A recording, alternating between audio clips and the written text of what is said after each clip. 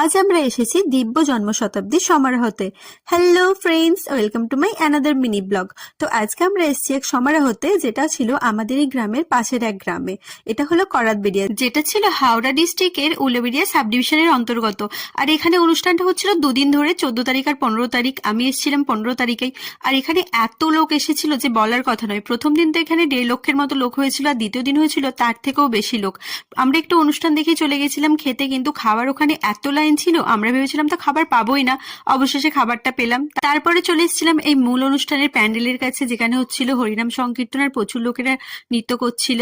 এখানে এই দুদিনের অনুষ্ঠানের জন্য বাজেট ছিল 5 কোটি টাকা। ভাবতে পারছো বন্ধুরা, এই দুদিনের অনুষ্ঠানের জন্য এখানে তৈরি করা হয়েছিল বায়ো টয়লেট, আর এরকম বিশাল প্যান্ডেল, লাইটিং, ফুলের কাজ, আর তার সাথে অনেক লোকের খাওয়া দাওয়া। আর এই কাকিমাকে দেখো, ইনি নাচছিলেন না এক্সারসাইজ করছিলেন, আমি তো সত্যিই বুঝতে পারিনি। আমার ভিডিও দেখছো অথচ এখানে এসেছিলে, কেউ থেকে থাকলে অবশ্যই কমেন্টে জানিও। দেখা হচ্ছে পরবর্তী মিনি ব্লগ।